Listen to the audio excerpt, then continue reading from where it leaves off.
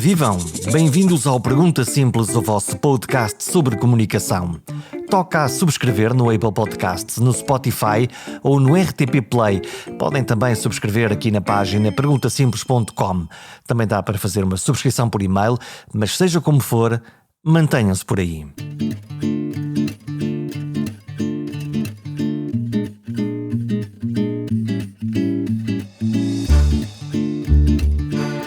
Passei 19 anos a falar sobre temas de saúde na rádio pública e não conhecia, nunca entrevistei até agora e apenas o conheço pelo telejornal. Chama-se António Silva Graça, é médico infecciologista e coube-lhe explicar-nos os passos do vírus que nos está a infernizar a vida.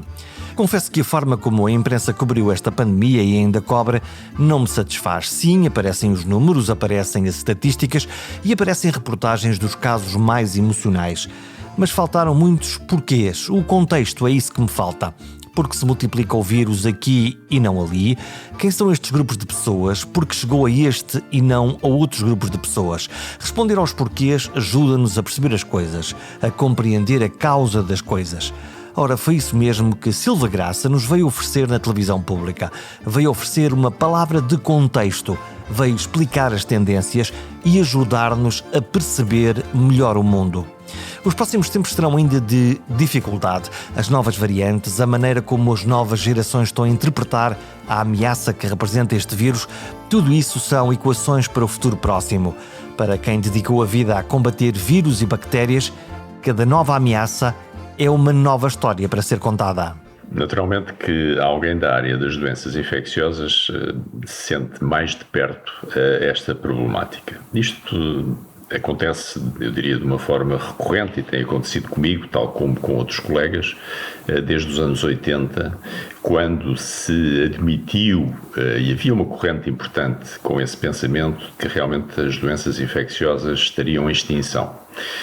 Nós estávamos habituados nessa altura em, por um lado, tratar com sucesso a maior parte delas, portanto estávamos pouco habituados a doenças infecciosas com uma evolução para a cronicidade e uma exigência permanente do ponto de vista evolutivo, e também havia um número crescente de vacinas que iriam garantir, do ponto de vista epidemiológico, uma evolução que muitos esperariam que pudesse ser diferente e, digamos, mais segura.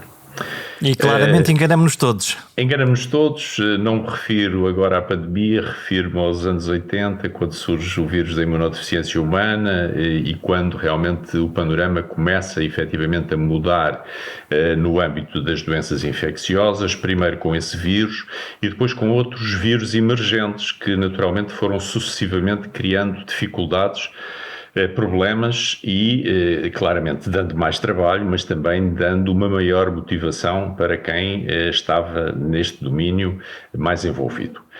Passando agora a esta situação mais concreta da pandemia, é um pouco isso que torna a acontecer. Portanto, uma maior exigência, agora eu diria uma exigência que, pelo menos nos primeiros meses e infelizmente começa de novo a ser uma realidade, uma exigência quase diária no sentido do acompanhamento não só evolutivo como na tentativa de ter um melhor conhecimento da situação e, portanto, podermos naturalmente ter uma intervenção considerada útil e desejável numa situação como a que vivemos.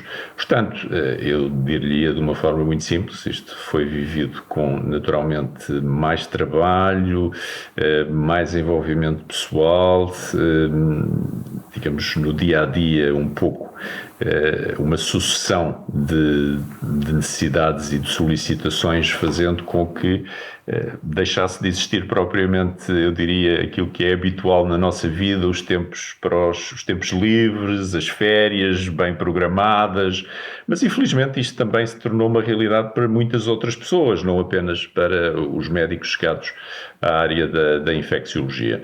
E, portanto, eu diria mais trabalho, mais preocupação, mais investimento pessoal, que é uma evidência e uma necessidade numa situação como uma pandemia. É mais fácil ser médico infecciologista e ter muito mais conhecimento sobre as doenças e este vírus em particular do que ser cidadão normal e viver numa semi-ignorância, não conhecendo tanto sobre a forma como este vírus se move, este e outros? Aparentemente, a ignorância pode proteger, entre comas, as pessoas, não é? Não conhecendo os perigos reais, não conhecendo aquilo que no dia-a-dia podem ser e são os sobressaltos da evolução da pandemia, mas eu penso que foi um bocadinho procurando que isso não acontecesse que eu acabei por ter algum envolvimento diferente do que era habitual, porque foi sentido como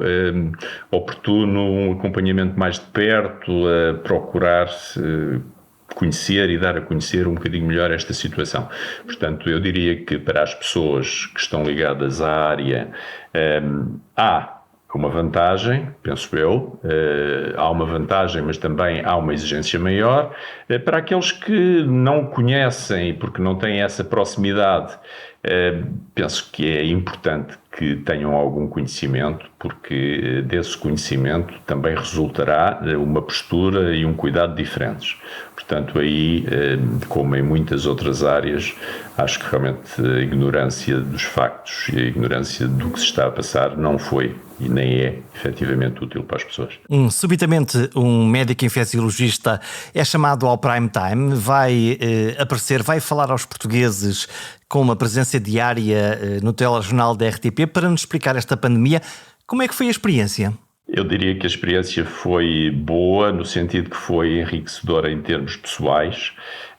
Foi, como disse, algo diferente. Portanto, apesar de ter havido já no passado algumas intervenções um pouco pontuais e episódicas, isto teve a tal necessidade de atualização permanente, mas acima de tudo eu penso que do ponto de vista humano foi também muito enriquecedora, porque fez-me trabalhar inserido numa equipa completamente diferente. Portanto, um médico que passou a estar a trabalhar numa redação, digamos assim. Um médico jornalista? Não propriamente um médico jornalista, mas um médico muito bem integrado pela equipa de jornalistas da RTP e onde, ao fim de poucos dias, me fizeram sentir da casa e me sentiam como da equipa. Como é que é isso de trabalhar em equipa com não especialistas, com provavelmente muitas perguntas difíceis e com alguém a tentar explicar, por um lado, realidade complexa e, por outro lado, a ter que traduzir essa realidade complexa e quantas vezes indefinida para uma audiência? Talvez aqui houvesse, digamos, uma intervenção a dois níveis. Por um lado, havia a partilha de conhecimento e depois a partilha também comigo daquilo que é, digamos, o trabalho do jornalista em cima do momento, sempre, digamos, ocupado com o sentido da notícia, daquilo que é notícia minuto a minuto, e vivi muitas vezes na redação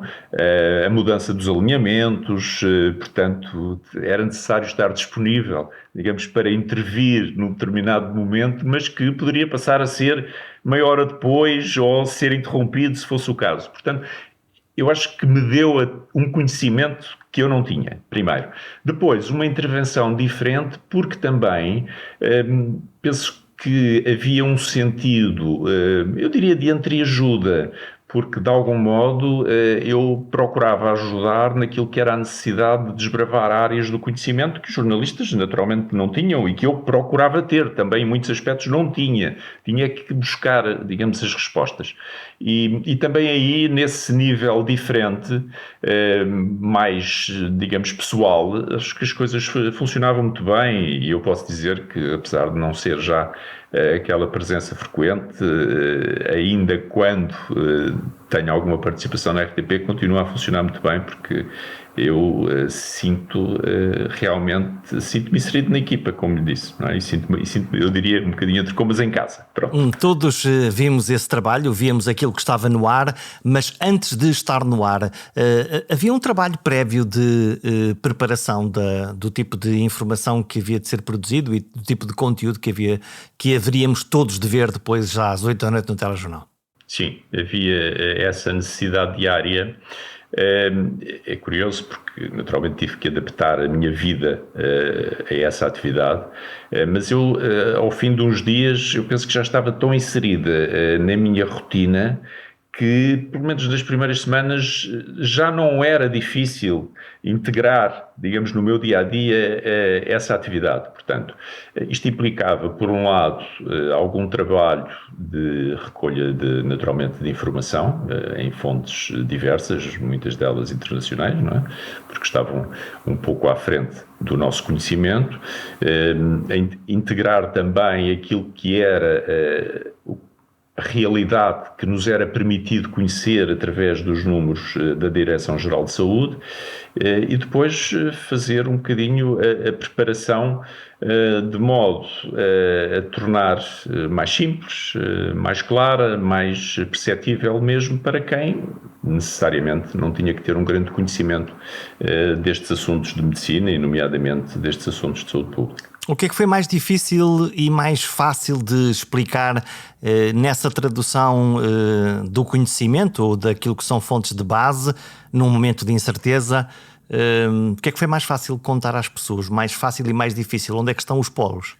É difícil responder, e é mesmo essa sua questão, porque era um trabalho tão absorvente no seu dia-a-dia que eu nunca sentia, e mesmo a esta distância, nenhuma dificuldade de tratar, digamos, um tema em particular ou fazer alguma abordagem específica. Eu penso que aquilo era, e foi durante o tempo que decorreu, um bocadinho sentido como, e era o espírito da própria estação de televisão, do próprio órgão de informação, era um pouco o serviço público e foi assumido como isso. Portanto, era necessário fazê-lo, era necessário manter o acompanhamento da informação, não era sentida, digamos, uma grande dificuldade em cumprir esse objetivo e mesmo aquilo que foi, eu diria, um desenho que se acabou por consolidar numa intervenção que era necessariamente curta, mas que ao fim, eu diria, provavelmente de uma semana, começava a perceber-se que tinha, eu diria eu, de uma forma naturalmente muito simplista, duas partes, que tinha uma parte da avaliação epidemiológica e depois procurava ter uma parte em que se tentava falar de aspectos que eram pouco conhecidos relativamente ao vírus, à evolução epidemiológica, às implicações a nível da sociedade, do trabalho, da família. E, curiosamente, este segundo aspecto, que muitas vezes foi também entendido como uma procura de explicar a pandemia, surgiu de uma forma absolutamente natural. Quer dizer, não foi nada planeado. Eu penso que ele surgiu do sentimento que eu fui incorporando de que as pessoas precisavam de ter informação que não tinham e, por um lado, precisavam de ter uma informação que, eu diria, fosse facilmente transmissível e que as pessoas percebessem, embora, naturalmente, sem prejuízo do rigor e sem prejuízo dos aspectos científicos. Portanto, oferecendo algum contexto, alguma informação que permitia às pessoas avaliar o vírus para além dos números. Noto como curiosidade que, enquanto todos nós estávamos a discutir os números quase dia a dia, qual campeonato de futebol, os médicos e as intervenções do Dr. Silva Graça preferia olhar para semanas. Vamos comparar esta semana com a outra e não a segunda-feira com a terça-feira. Porquê esse cuidado? Para ter mais contexto? Porque não comparar os números de quarta com terça e preferir comparar todas as quartas ou todas as semanas? Que evolução é essa? É uma opção, aliás, foi uma opção que eu continuo a perfilhar e continuo a seguir, porque também aqui começa, naturalmente, neste momento evidente, se quisermos, para todos nós que acompanhamos a situação a nível da informação, de que este comentário diário, se fizer apenas, ou se tiver apenas a preocupação de ver esta evolução diária, por um lado, não é esclarecedor para as pessoas, Segundo, não é esclarecedor para quem acompanha a evolução epidemiológica, porque, como sabe, há dias da semana em que realmente a expressão é diferente de outros. Daí que eu, desde o início, quisesse atenuar essas diferenças, essas oscilações, procurando, portanto, a análise de períodos que permitissem estabelecer médias, que permitissem estabelecer cooperações e que evitassem a cooperação entre a segunda e a sexta-feira, que são realidades são diferentes, porque resultam até, além do aspecto sanitário, da disponibilidade que os profissionais de saúde têm para fazer as notificações. Passado um tempo, acho que todos interiorizámos essas diferenças e, portanto, foi uma orientação que eu considerei, por um lado, a mais adequada para estabelecer comparação e para perceber a evolução e até para transmitir às pessoas como é que essa evolução surgia e, portanto, representá-la também um pouco graficamente sempre me pareceu mais elucidativo e hoje ainda temos essa experiência porque vemos os órgãos de informação, alguns utilizarem um pouco a informação como eu estou a citar, mas outros ainda manterem esta evolução diária e percebemos que muitas vezes são representações que são pouco conclusivas e são, digamos, um bocadinho erráticas, não é? Olhando para os números, mais até olhando para as notícias que estão aí por todo lado, estamos a viver uma quarta onda já. Ou estamos a exagerar na análise? Porque, olhando friamente para os números entre o verão deste ano e o verão do ano passado, não há grandes diferenças aparentemente. Ou há, e eu estou a fazer uma análise simplista e errada. Em termos da minha opinião pessoal, eu vou um bocadinho atrasado, porque eu considero que até agora não tivemos 3 ondas, acho que tivemos 2 ondas, porque a segunda é efetivamente uma onda que não volta a valores de base, é uma onda que é cavalgada, digamos, por outra, do ponto de vista epidemiológico. Essa é a de janeiro? De janeiro, precisamente. Aquela começa em dezembro e vai até fevereiro, porque se virmos, é um pouco uma onda com um perfil em dorso de camelo, com 2 bossas, pronto. Mas não há aquele perfil da elevação e que depois volta à base. Portanto, para mim, eu iria falar, embora isso, como lhe digo, é uma opinião pessoal e não é aquilo que interessa neste momento, aquilo que pretendo questionar-me é se estamos novamente numa onda, seja a terceira, seja a quarta, pronto, isso não interessa muito. Eu diria, podemos estar a começar, acho que pode na realidade acontecer isso, temos que, no entanto, perceber que do ponto de vista de recursos, de meios para contrariar esta evolução é muito diferente do que se passava há um ano, praticamente, porque convém não esquecer que já estamos no final de junho e foi precisamente nesta altura que nós assistimos a uma elevação precisamente na região de Lisboa e Val do Tejo, de uma forma assimétrica em relação ao resto do país. É uma coincidência ou há mais do que isso? O facto de, em 2 junhos consecutivos, 2 ondas se centrarem exatamente na mesma região geográfica do país? Eu pessoalmente penso que é uma coincidência, porque há razões diferentes para isso acontecer. Curiosamente, até há 2 aspectos que nos criam muitas dificuldades para o justificar, porque, por um lado, nós percebemos que as pessoas agora vivem mais, digamos, o espaço público, o espaço exterior, e era natural que isto contrariasse, diria eu, a disseminação e o contágio, e, por outro lado, também sempre houve pelo menos teoricamente, quem defendesse que com a elevação das temperaturas, o vírus, porque são vírus respiratórios, que têm realmente um contexto de transmissão mais próprio das épocas frias, que isto também servisse para atenuar, portanto, a transmissão e o contágio. Eu penso que há, provavelmente, razões distintas. Percebemos que aquilo que aconteceu há um ano é que tínhamos, eu diria, fundamentalmente razões socioeconómicas para que pudesse ter acontecido o que aconteceu, porque foi possível identificar, do ponto de vista da população que foi maioritariamente infectada, um perfil que era aqueles que tinham atividades que não estavam em confinamento, portanto que continuavam a trabalhar, sem meios de proteção individual adequados, a circular em transportes públicos sem condições, quer em termos de ocupação, porque não se aumentou a frequência da forma adequada quando as pessoas começaram a sair mais de casa. Portanto, havia aqui um determinado contexto, como lhe digo, há nesta época do ano 2 fatores que se colocam sempre no outro prato da balança e que deveriam atenuar muito isso que nós vemos acontecer. Este ano, o que é que se passa este ano? Este ano penso que a situação é diferente. Nós claramente temos vacina, isto tem que ser dito.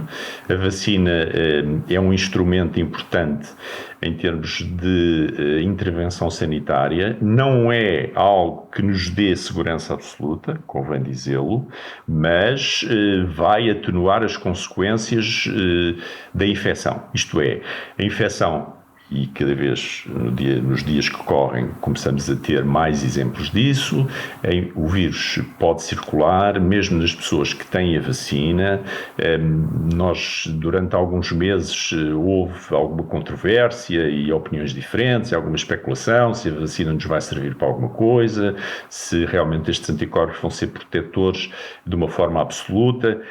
Pessoalmente, penso que a vacina é um instrumento válido. Os anticorpos são protetores, mas eu penso que não nos vão proteger nem a vacina de uma forma absoluta, nem estes anticorpos de uma forma persistente e duradoura.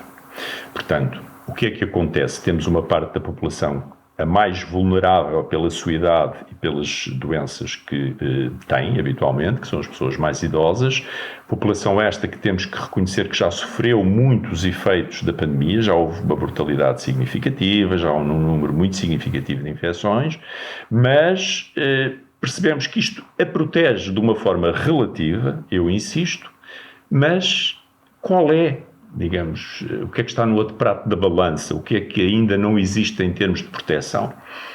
É, na realidade, aquela, não é uma franja, porque acaba por ser praticamente metade da nossa população, um pouco menos talvez, entre os 18 e os 50 anos, que na realidade são as pessoas que nós vemos que não estão em casa. Pronto, infelizmente percebemos que o teletrabalho não é tão obrigatório como seria de esperar. Percebemos que são as pessoas que circulam mais nos transportes públicos porque trabalham, são os adolescentes que socializam, são as pessoas que naturalmente cansadas vão convivendo mais. E o vírus aproveita esta via verde para se expandir. Precisamente, não é? Porque essas pessoas estão na realidade neste momento, por um lado, ainda não totalmente protegidas. Temos que neste momento caminhamos para ter neste grupo entre os 18 e os 50 se calhar quase 2 pessoas protegidas em cada 10. Portanto, percebemos o que isto significa, dito deste modo, e depois qual é, digamos, ainda outro aspecto, outro fator que vai tornar a situação mais difícil de controlar. É que parte desta população que não está protegida é uma população que não está muito sensibilizada para se proteger, para se testar, e eu até temo que possa não estar também muito sensibilizada para se vacinar quando houver essa oportunidade. Já que estamos a falar de comunicação, como é que nós conseguimos convencer a malta mais nova, a malta dos 18, dos 20, dos 30, dos 40, a que obviamente se vacinem enquanto for tempo disso, que se testem em caso de dúvida, mas fundamentalmente como é que se sensibilizam estas pessoas cujo impacto na doença é obviamente inferior aos mais velhos, de que a sua ação de proteção, estar menos em grupos, se é que isso é possível, usar mais máscara, não estar tanto tempo em sítios fechados, como é que isto se faz? Como é que os convencemos? Não é fácil, senão já estariam convencidos. Temos que perceber, provavelmente, ou relembrar alguns aspectos.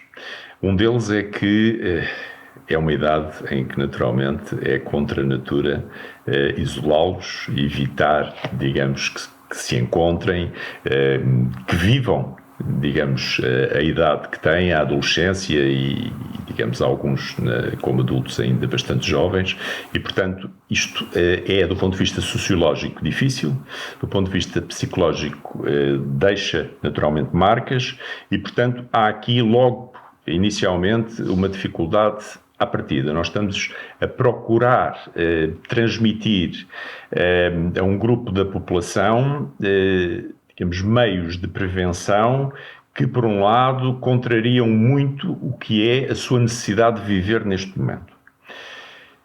Eu, pessoalmente, penso que há aqui dois aspectos que eu considero, evidente que não são aspectos que resolvam tudo, mas que talvez se deva ter em consideração. Não me parece que se deva pedir aos jovens destas idades o mesmo que se pode pedir aos adultos. Eu não parece que se possa pedir aos jovens para não se juntarem.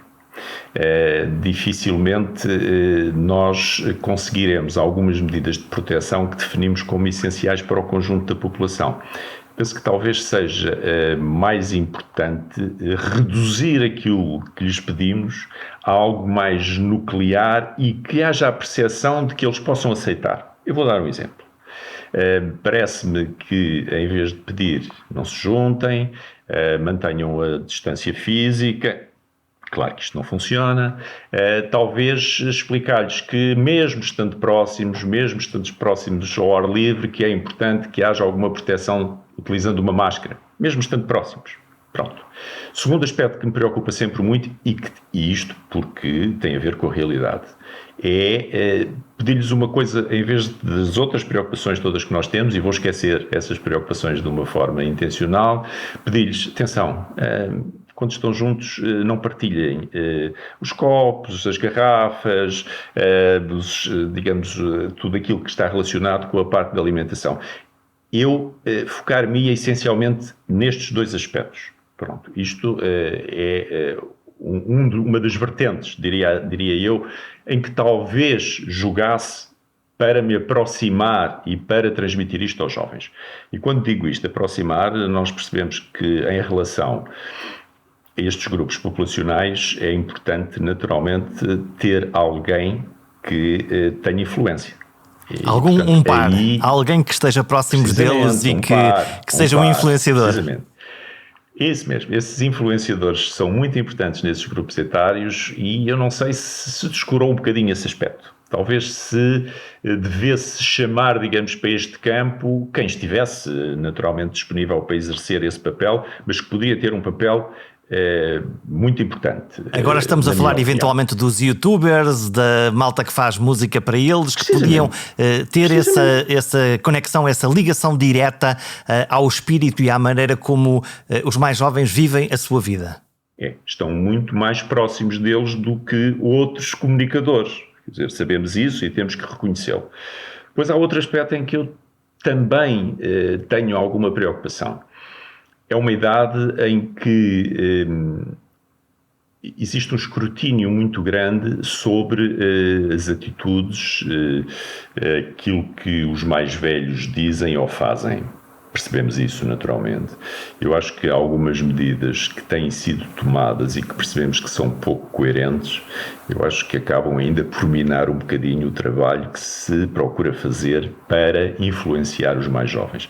E eu penso que deveria haver mais cuidado, porque percebemos que há medidas que, além de percebermos que não são lógicas, que não são razoáveis daquilo que transmitimos neste contexto, percebemos que têm consequências do ponto de vista da evolução da epidemia e, nesse aspecto, os jovens não estão desatentos e, portanto, eles percebem isso de uma forma muito clara.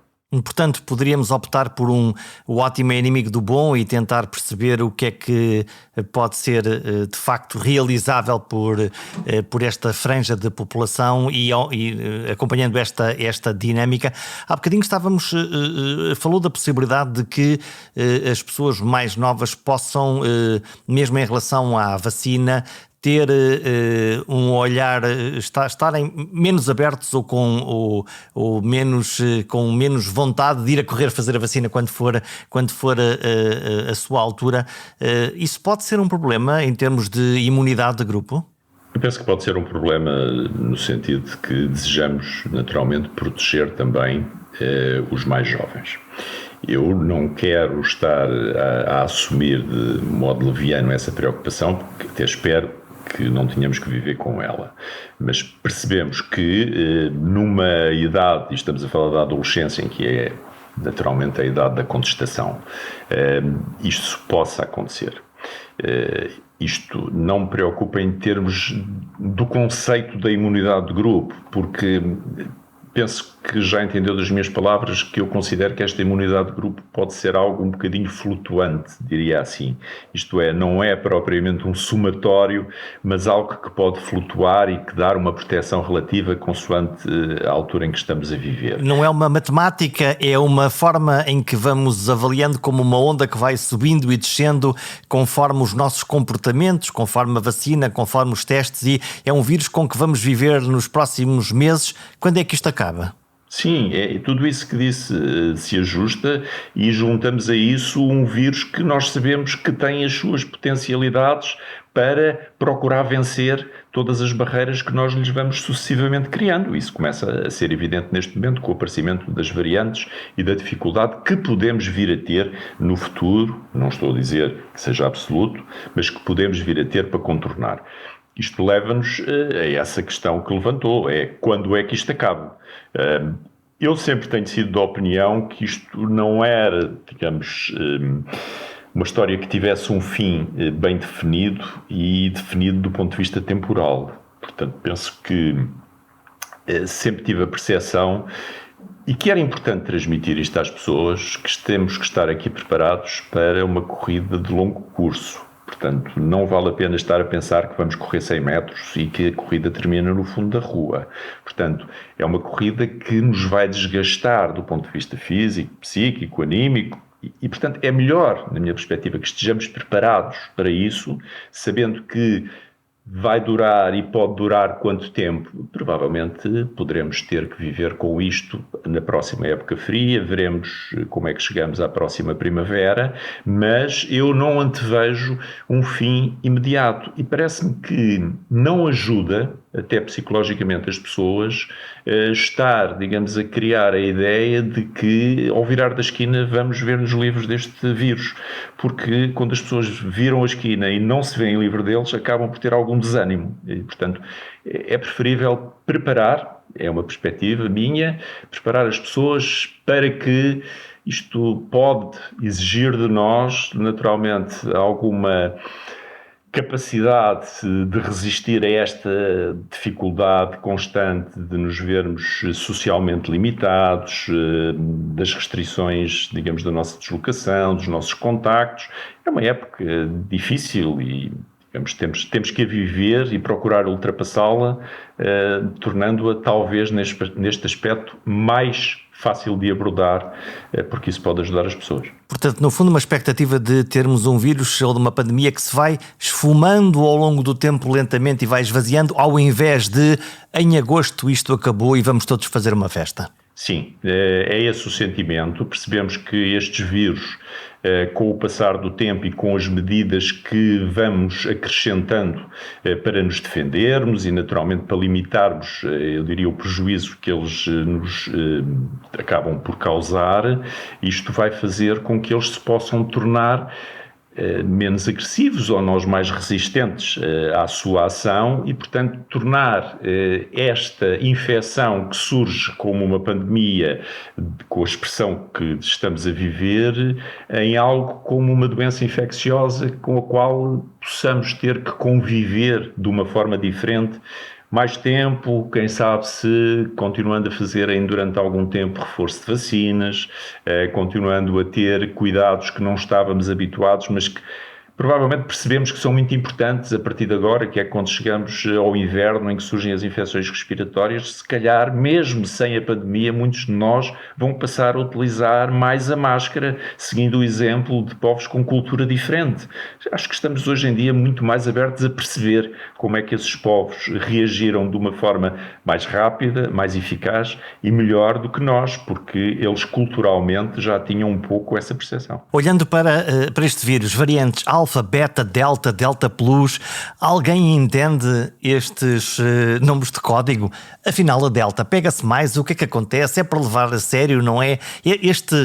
Esta informação científica é seguramente muito importante, mas o que é que nos diz a nós, cidadãos, o facto de ser a delta plus ou a alfa? O que é que isto nos diz? Claramente é uma informação que nem sempre ela procura ser, mas por vezes é um bocadinho confusa.